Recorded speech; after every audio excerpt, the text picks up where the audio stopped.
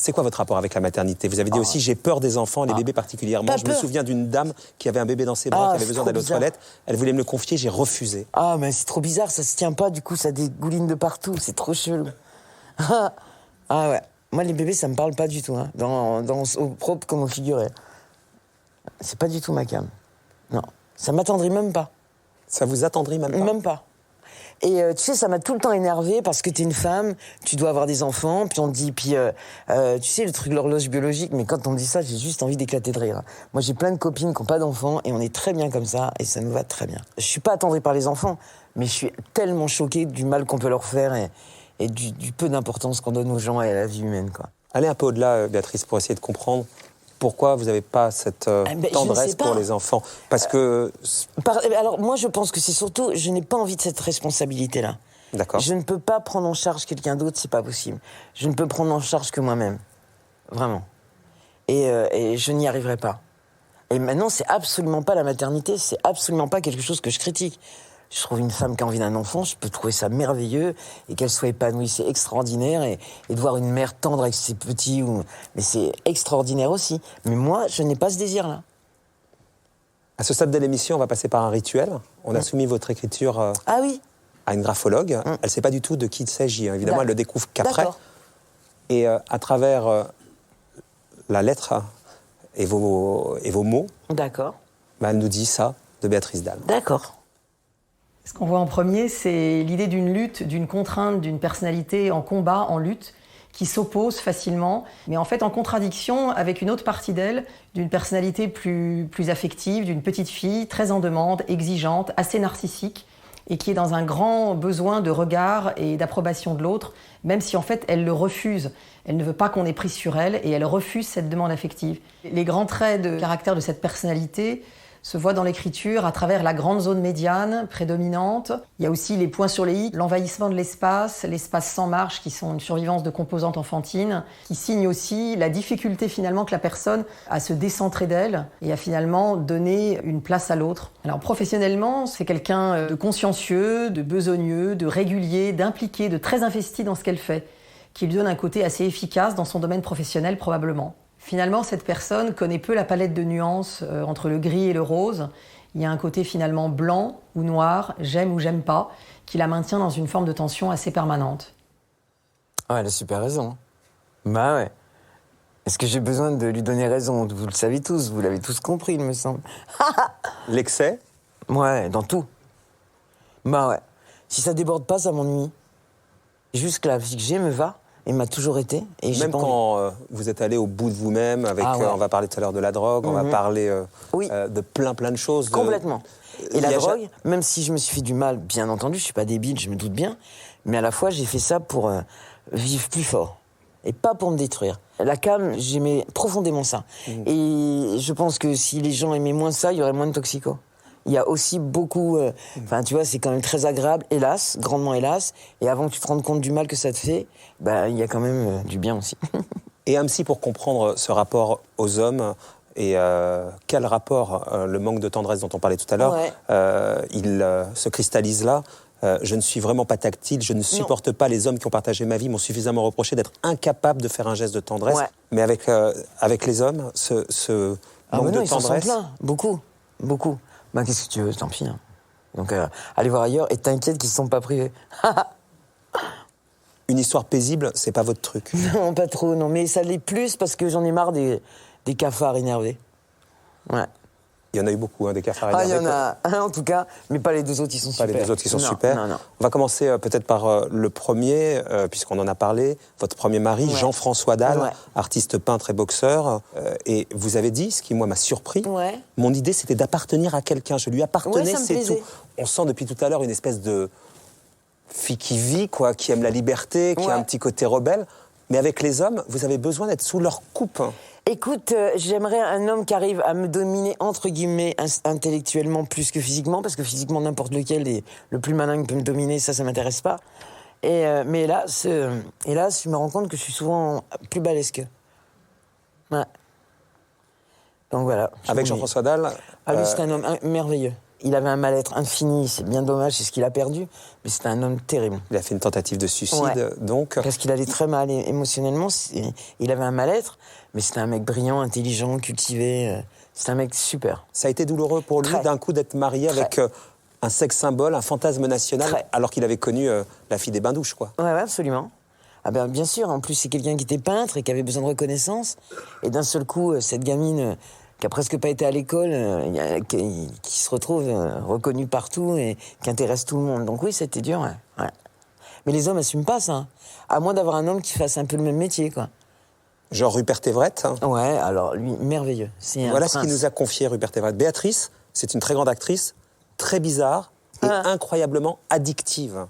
Addictive peut-être, mais tu sais, quand j'ai fait des cures pour arrêter l'héros, on disait que les gens qui sont dépendants de n'importe quelle drogue étaient dépendants affectivement, et certainement, quoi. Donc je pense qu'il fait allusion à ça. Dépendant affectivement. Ouais. Vous avez dit, c'est vrai que tous les hommes qui m'ont séduite entrent dans le même clicheton. Je crois que j'ai trop souffert de l'image de certains hommes de ma famille. Je ne supporte pas ces mecs qui ne se font pas respecter par leurs femmes. Alors naturellement, j'ai toujours été attiré par des types à l'opposé de cette image. Je n'aime que les durs qui sont tendres à l'intérieur. Ça doit être une pathologie. Bah là, il n'y a pas que des tendres. Des durs. Il y en a deux super tendres, mais il y en a un qui n'est pas tendre du tout. C'est celui que vous avez rencontré en prison. Ouais. En même temps, tous les clignotants étaient au rouge puisqu'il était condamné pour avoir frappé sa compagne et vous y êtes allé quand même. Donc on va passer à l'autre qui est super. Mais donc, non, Didier. Didier, donc, Didier, c'est Didier Morville, Joey Starr. Donc, qu'est-ce que vous allez chercher donc, chez des hommes comme ça? Tu sais, souvent les mecs qui jouent les gros durs, ils ne le sont pas. Voilà, ils essaient de montrer leur autorité avec des ordres, des trucs, des abus de pouvoir ou des choses comme ça, qui font... Ouais, non. Et souvent, ils le sont pas du tout, quoi. C'est un type très tendre et très attentionné. Et il était beaucoup plus tendre que moi, je l'étais certainement. Avec Didier, ça a été des années intenses, on va y venir. Vous l'avez accompagné notamment quand il allait chanter, quand il chantait à Bercy, j'y étais aussi en 2008. On vous voit amoureuse. Très. Boire blanc gagné, à foutre le sang, quand t'as volant au potentiel, à foutre le sang, Titian au Titi, à foutre le sang, comme un DJ, à foutre le sang, merci vous êtes là, à foutre le sang, Suprême Nicomo, à foutre le sang, à foutre le sang, à foutre le sang, on est encore là, non, on est encore là. En fait, c'était votre miroir, Didier, d'une certaine manière. Mais complètement. On se disait, mais on est les deux mêmes, quoi. On aurait dû être frères et sœurs. C'est inouï. Dominique Besnéard, il a écrit dans son livre 10 ans de passion rageuse sur fond de drogue, de disputes, de coups d'éclat, de ruptures, de longues séparations, de courtes retrouvailles. Ils se sont sans doute apporté le pire et le meilleur, comme s'il avait finalement obligé à dépasser ses propres démons. Mais qu'est-ce qu'on s'est amusé. Alors, ce que ça nous a coûté, c'est pas grave. Moi, j'ai adoré tout ce que j'ai vécu avec lui. Dans son livre à lui, Didier, donc Joey Starr, sur la fin, il dit « Par mégarde, on avait créé toutes les conditions de notre séparation. » Pourquoi ça n'a pas marché? Quoi. Ouais. Mais c'était comme ça, on est les deux mêmes. Comment deux personnes qui se ressemblent autant pouvaient rester ensemble? C'était pas possible. Mais c'est pas grave, les chemins par lesquels qu'on a pris étaient vachement bien. On s'est bien amusé. Vraiment. Et aujourd'hui, on n'est plus un couple, mais on est super amis. Est-ce qu'on peut dire la même chose de notre ami commun, Guillaume Depardieu? Ah, mais il est merveilleux, Guillaume. Mais c'était pas mon amoureux, Guillaume. Non. Mais il aurait pu, presque. Ah ouais, complètement. Il est hyper sexy, j'adore cet homme. Mais j'étais avec Didier encore quand j'ai connu Guillaume. Et c'est pour ça qu'on n'a pas eu d'histoire, je crois. Mais il est incroyablement séduisant. Incroyablement. Que des mecs border. Et à la fois, tu sais, on disait de Guillaume borderline, qui brûlait la vie, je sais plus comment on dit, par les debout et tout ça. Moi, tous les 5 ans qu'on a passé ensemble, je n'ai vu qu'un homme qui aime tellement vivre, et quand t'es son ami, t'es la chose la plus précieuse du monde, et du coup je l'appelais mon précieux. Parce que c'était le petit prince de Saint-Exupéry, c'est lui. Ouais. Vous avez tourné un film en prison, Tête d'or. On va regarder quelques images du film. Il est bien le film. Le film est super, film. Et vous avez en prison, donc vous avez rencontré un prisonnier, donc Gwenaël Mediani. On regarde des images du film.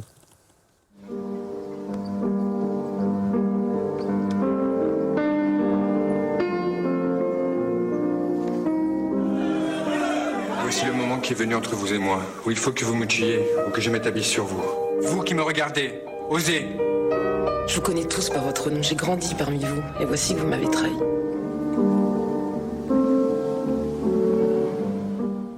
Et vous avez demandé à l'épouser quasiment une semaine après l'avoir rencontré. Il était en prison pour choses très graves. Il avait été jugé aux assises pour viol, séquestration sur une ancienne campagne. Aux assises, en général, c'est pas pour vol de dragibus. Ouais.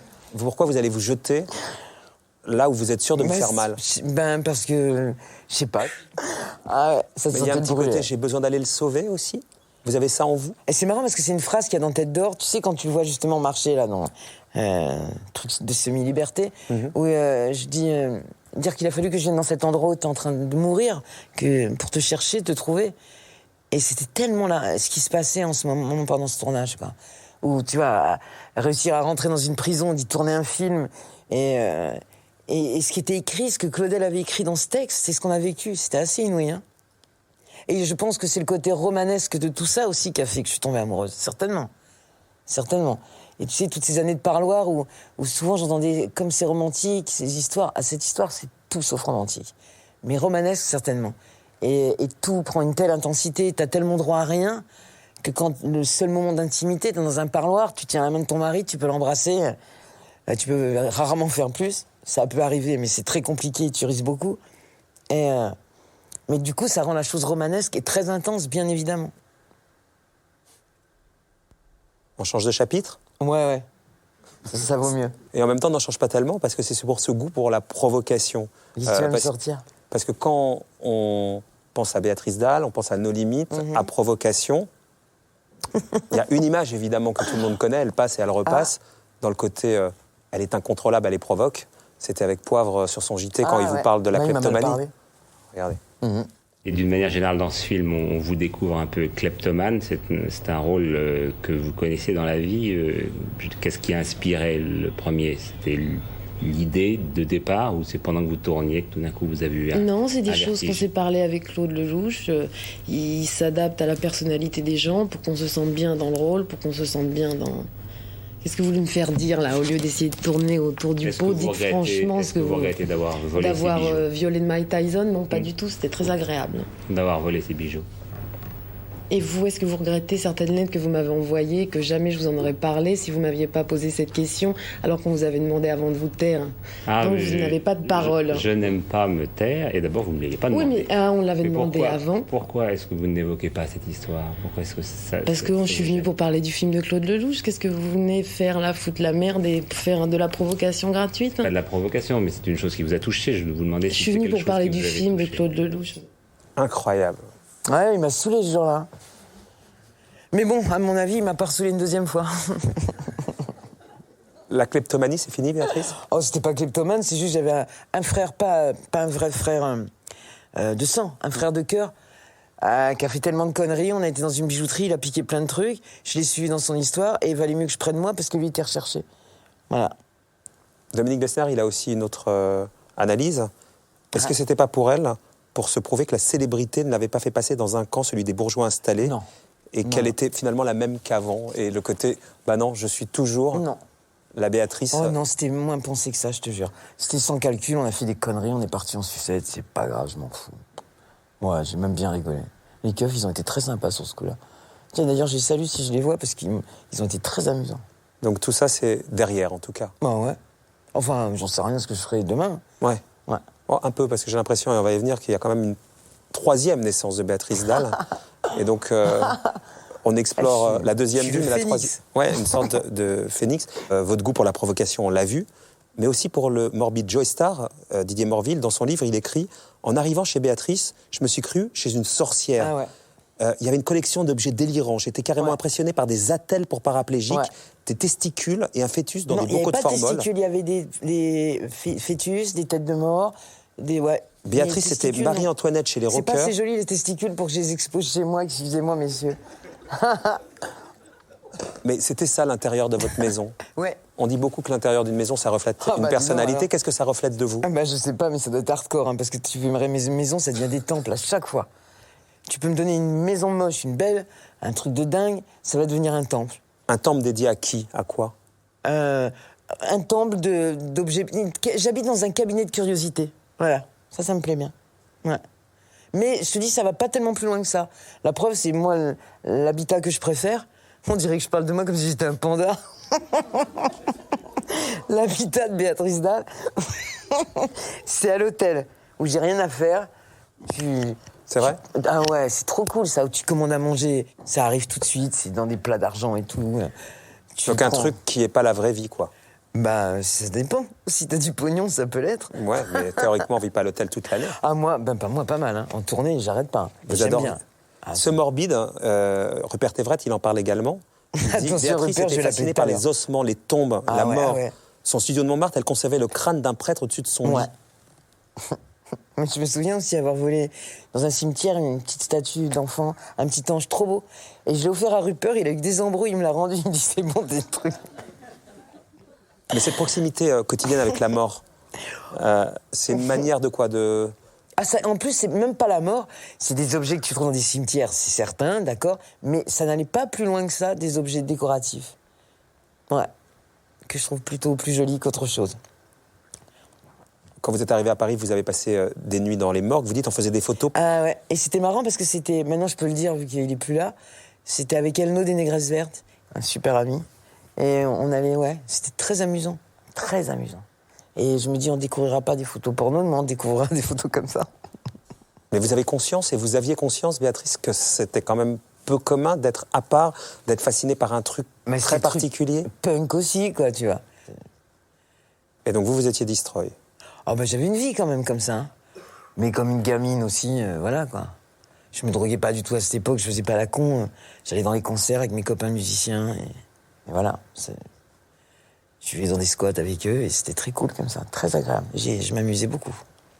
Vous mettez ça au passé quand même. Bah là tu parles d'exemple que oui, je vais plus dans les morgues la nuit avec mes potes zikos, quoi. Ouais. Vous faites plus à marcher, donc on en parlait tout à l'heure, on de a fait parties ça de 2-3 cadavres. fois pour gagner un peu de sous. Ça vous a jamais effrayé, la petite gamine que vous étiez? Non. Ah non. Même une fois on s'était fait un plat, on voulait le manger parce qu'on avait pris un acide. Alors tu sais, on peut bien couper les mains quand on le pense à le manger. C'est incroyable votre univers en fait, Béatrice. Tu vois, c'est pour ça qu'on m'aime. Mais c'est aussi pour ça que vous faites peur. Bah, tu sais, écoute, je me souviens du film que j'ai fait avec Guillaume, où mais les gens, les producteurs voulaient même pas assurer. Bon, il y avait problème de santé de Guillaume, mais en disant qu'ils sont ingérables, ça va être un cauchemar. Ce tournage a été idyllique, a été merveilleux, parce que lui comme moi, on était si contents de travailler ensemble, on s'est rencontrés sur ce film, on adorait ce film, c'était très compliqué, un film très dur, et tout le monde le trouvait dangereux, c'était juste le meilleur des hommes. Et je n'ai pas la prétention de penser que je suis la meilleure des femmes, quoique. Voilà. On m'imagine tellement compliqué, tu vois, j'ai une copine, Virginie Despentes, qui m'appelle Iron Daisy, qui veut dire pâquerette de fer, parce que j'ai l'air d'en fer et je suis une pâquerette au fond. Moi, je dis que je suis une pâquerette déguisée en pied jaloux. Parce qu'on a peur de moi, en fait, et c'est assez juste. Et même tous les trucs que j'ai racontés avant, tu te dis, c'est une dingue et tout. Bah non, c'était bien plus simple que ça. Il n'y avait pas de message là-dedans, il n'y avait pas de recherche incroyable. C'était juste, je m'amuse et peut-être je me rends pas compte de ce que je suis en train de faire et que ça va en choquer certains. Mais ça allait pas plus loin que ça. Je suis tout sauf quelqu'un de vicieux. Malgré tout les trucs bizarres que j'ai racontés avant. Cette nouvelle vie, Béatrice Dalle, oui. Vous êtes au théâtre, tout à l'heure Dominique Besnéard. À la fin, c'est pas une nouvelle vie. Une vie, ça se continue, ça s'arrête pas et il y en a une autre qui recommence. C'est la même qui continue. C'est la même, ouais. Mais en tout cas, on a l'impression que c'est une vie dans la lumière, là où c'était un peu dans les ténèbres, ou en tout cas dans un côté un peu sombre. Et je suis toujours un peu dans la lumière, j'ai un métier dans la lumière. Ouais, mais là, très différemment, avec une vie avec des contraintes quotidiennes, d'aller au théâtre pour jouer Lucrèce Borgia. Ouais. Et que je pense que mon patron va pas me contredire, que je fais de bonne grâce et avec grand plaisir, quoi. Jean-Jacques Benex nous a dit, elle a commencé par être une nature, elle va devenir une tragédienne, il avait raison. Ah ouais, complètement. Ouais. Mais bien sûr que je suis une tragédienne. Mais c'est ces rôles-là qui sont intéressants. Il y a toujours eu un écho tragique en elle, mais aujourd'hui, en prenant de la maturité, elle prend aussi de la matérialité, c'est-à-dire de la densité, de l'intensité. Elle est plus forte encore. Ben merci, tonton Nenex. Ben je sais pas, je peux pas donner mon avis, c'est lui qui pense ça. Moi, ça me va en tout cas. On va vous voir en tout cas sur scène. D'accord. Ça donne ça, Béatrice Dalle sur scène, dans Lucrèce Borgia. moi sous votre mépris, mais buvez. Buvez. Mais que dois-je croire, madame? Vous, je vous ai offensé. Vous avez à vous venger de moi. Me venger de toi. Mais il faudrait donner toute ma vie pour ajouter 1 heure à la tienne. Il faudrait verser tout mon sang pour t'empêcher de verser une larme. Il faudrait m'asseoir au pilori pour te mettre sur un trône. Il faudrait payer d'une torture de l'enfer chacun des moindres de tes plaisirs que je n'hésiterai pas. Mais tu ne sauras jamais rien de mon pauvre et misérable cœur, sinon qu'il est plein de toi. Donc rigueur, ça rime aussi avec Béatrice Dalle, en fait. Ouais, complètement. Ah ouais. Puis comme je te l'ai dit plusieurs fois depuis tout à l'heure, je suis un soldat. Ouais. Pour nous parler de ça, j'ai demandé à David Bobet, qui vous met en scène tous les soirs, d'être là. Bonsoir David. Bonsoir. Vous avez l'impression de l'avoir sauvé de quelque chose, franchement? Franchement, non. Non, j'ai trouvé une nature qui était déjà très solide, très engagée, très entière. Très sulfureuse? Oui, sulfureuse, mais pas que, aussi très humaine, très généreuse, très aimante. Ouais, une nature passionnée, quoi. Facile à gérer? Bah très, curieusement, très. Elle est un peu comme Lucrèce Borgia. Il y a une différence entre le monstre que l'on imagine et puis la femme qu'elle est. Et c'est d'ailleurs pour ça, je crois que les deux personnages dialoguent si bien. Non, elle est plutôt très travailleuse. Enfin, vous avez vu le plateau, il est recouvert d'eau. Il faut imaginer qu'on a travaillé longtemps sans que l'eau soit chauffée. Elle était tous les jours, à l'heure, dans la flotte, quotidiennement. Et voilà, elle n'a pas démérité sur la création de ce spectacle. Et le monstre, l'image du monstre, vous l'aviez forcément comme tout le monde avant de travailler avec elle. Il vous a pas effrayé, ce monstre, avant de l'apprivoiser, de vous rendre compte que finalement c'est un agneau? Non, c'est un petit peu ce que je cherchais avec cette intuition là. Il me fallait trouver une actrice à la hauteur de l'icône Lucrèce Borgia. Et j'arrêtais pas d'avoir le visage de Béatrice dans la tête. Il me fallait une actrice sublime, capable d'attirer tous les fantasmes de dangerosité, mais aussi le désir de chacun des personnages et de chacun des spectateurs. Et évidemment, Béatrice est juste la plus belle et la plus dangereuse des actrices françaises.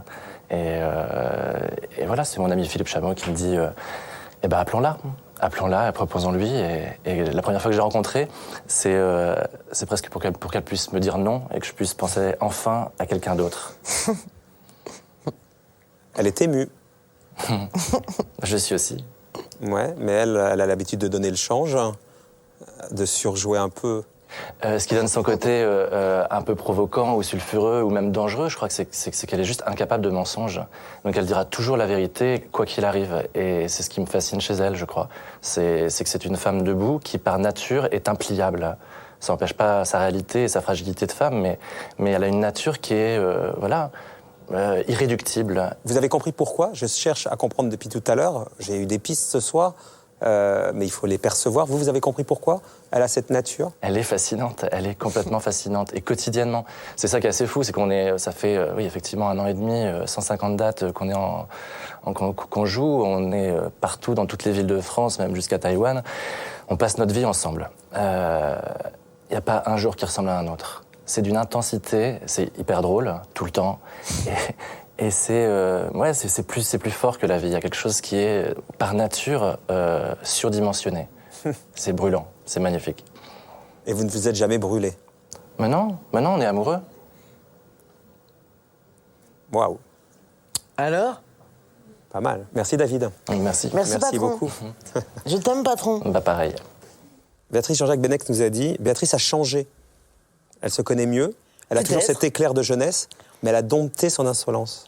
Je sais pas, peut-être, hein, mais j'ai pas cherché en tout cas. Vous n'avez pas l'impression d'avoir beaucoup changé? Pas vraiment, non. Et si je le fais, alors c'était pas conscient, je veux dompter mon insolence pour que ça se passe mieux, ou c'était pas comme ça. Peut-être ça a été inconscient, mais c'était pas voulu en tout cas. C'est que j'ai envie d'être comme ça maintenant. Et puis peut-être que je recommencerai à faire n'importe quoi bientôt. Et physiquement, vous avez l'impression d'avoir changé, Béatrice? Ah ouais, bah évidemment, hélas. Putain, hélas. Bah ouais. Et comment on le gère? Ah, j'aime pas du tout, c'est horrible. Horrible. J'ai jamais, par exemple, aimé faire des photos, et maintenant je me supporte plus en photo, c'est pas la même. J'aimais pas, et maintenant je supporte pas l'image. Quand Dominique, tout à l'heure, Bessner nous disait, et en tout cas, elle n'a rien changé. Non. Ah, parce que c'est pire. Ah non, c'est pas possible, ça. Si c'est pour ressembler à une meuf en plastique, c'est bon, quoi. Non. Je suis une femme, je trouve ça épouvantable de vieillir. Mais tu sais, c'est comme le mensonge, ce que disait David avant. Ça serait quelque part mentir aussi. Et je crois que j'aurais plus de mal à assumer le mensonge, de me transformer en autre chose pour essayer de faire croire que d'assumer les choses qui me plaisent pas, quoi. On a compris l'évolution jusqu'à aujourd'hui, même si vous l'avez dit vous-même, vous n'êtes pas à l'abri de changer, de revenir un peu en arrière parce que vous êtes comme ça. En tout cas, cette évolution, elle vous conduit à la réconciliation. Donc on en a parlé tout à l'heure au début de l'émission, avec vos parents. Qu'est-ce qui a fait qu'à un moment donné, à l'été dernier, vous vous êtes dit 18 ans sans les voir, c'est pas possible, j'y retourne, ils sont peut-être très différents. C'est un pote à moi qui les connaît aussi et qui a appelé et qui a fait que voilà. Et du coup, j'ai appelé, je me suis dit, ouais, peut-être c'est con. Et je pensais pas que ça allait être si touchant. Je l'ai fait plus comme ça, inconsciemment, facilement et légèrement. Et ça m'a beaucoup plus ému que je ne pensais quand je me suis retrouvé là-bas. Enfin, surtout quand je suis parti de là-bas. Si votre pote vous l'a dit et que vous y êtes allé, c'est que vous étiez prête à ça. Qu'est-ce qui fait que vous étiez prête à ça? Parce qu'il vous aurait dit ça il y a 10 ans, vous auriez dit pas faire foot, pour être clair. Mais c'est pas que je veux pas te répondre, c'est que je ne sais pas. Alors je ne saurais pas te répondre. Je sais pas. Voilà. Je l'ai fait légèrement, mais je te dis, c'était pas du tout léger quand je suis parti après avoir passé ce moment-là avec eux. Je crois que donc votre père est malade. Ouais.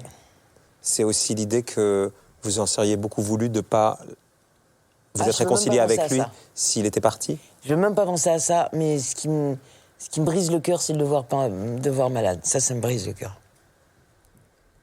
Quant au reste, si je veux pas y penser, c'est parce que ça me fait trop de peine, justement, si j'y pense et j'ai pas envie. Mais ça me brise le cœur de le voir pas bien.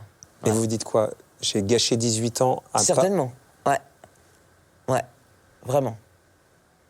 Il a dit un truc qui m'a fait vachement de peine, c'est que il avait essayé pendant toutes ces années d'appeler l'agence où j'étais, et que tu sais qu'il y a plein de gens qui se font passer pour le père, pour le frère, pour le mari, qui inventent un tas de trucs pour essayer de rentrer en contact avec les acteurs. Ils n'ont pas cru, et que lui, ça lui faisait tellement de peine. Il voulait juste avoir des nouvelles, pas avoir un numéro, un truc, juste qu'on lui dise que ça va, quoi. Et ça m'a brisé le cœur. Ça m'a déchiré, ça. Et avec votre mère? Eh ben, avec ma mère, ça se passe super bien. Et de toute façon, un clown, tu l'as vu tout à l'heure, ça a toujours été un clown. Mais quand un clown qui vous faisait pas rire? Non, mais elle est drôle quand même. Tu sais, quand tu rentres de l'école, elle fait la morte pour juste voir ta réaction. C'est quand même amusant. Ah bah tiens, d'où vient mon côté morbide? Je te dis, à chaque fois que tu rentres, elle est morte avec du faux sang, du faux truc. Juste pour voir ta réaction. Ah ouais? Ah ouais, c'est trop marrant ça. C'est trop marrant. Elle invente plein de trucs comme ça, trop bizarres. Elle tue tes nounours pour te faire pleurer. Ah oui, bah ça vient de là alors en fait. Ouais, on aurait dû raison, commencer par ça en fait. Et c'est pour ça que ça m'a toujours fait rire. Fallait mieux rire que pleurer quoi. Bah à la fois c'était amusant. Elle éventera un nounours, ton nounours préféré, juste pour... Si je fais ça à ma fille, je pense qu'elle pleure plutôt qu'elle rit. Et ben comme ça, t'auras pas une Béatrice Dalle dans ta maison dans quelques années. T'es peut-être plus tranquille. Peut-être, ouais. Et là, quand vous êtes revus, c'était une évidence? Ouais, c'était tout simple. Ouais, vraiment. C'était tout simple et c'était bien. Donc c'est apaisé, on va dire complètement. ça. Ouais, complètement. Ouais. Et j'y retourne quand même maintenant relativement souvent. Et ça m'a fait très plaisir. Et eux, ils sont fiers? Fiers, je sais pas, mais je crois qu'ils sont très contents, ouais. Mon père est très ému, ça me touche. Et ma maman aussi.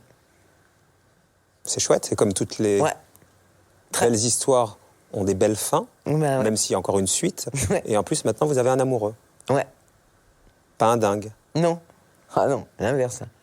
Bon, c'est pas un banquier quand même, hein. Mais je peux retenir que ça roule, c'est calme. C'est l'inverse de d'habitude. Ah ouais. Il est habillé tout en blanc, c'est un ange. Mais est-ce que là, vous avez découvert la tendresse, Béatrice? Là, c'est possible de donner de la tendresse? Ouais, c'est vrai. Ouais, aussi.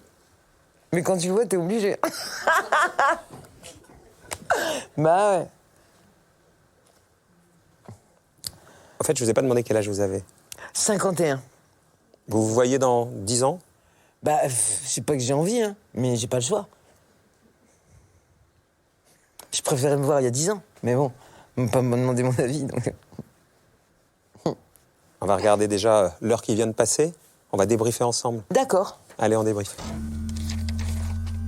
Alors? Heureuse? Non? Ça sera pour la fin. Alors, tout ce qu'on vient de se dire. Mais quoi, c'est à toi de... je vais pas faire ton taf non plus. Moi, je trouve ça super. Et je me dis qu'en fait, vous vivez sans... Mais c'est pas du tout négatif. Sans vous prendre la tête. Sans complètement. En fait, vous êtes comme ça. C'est bien plus simple que les gens imaginent. Bien plus simple. Je vis très bien tout ça. Si les autres le vivent mal, qu'ils ont qu'à se trouver une vie à eux, quoi.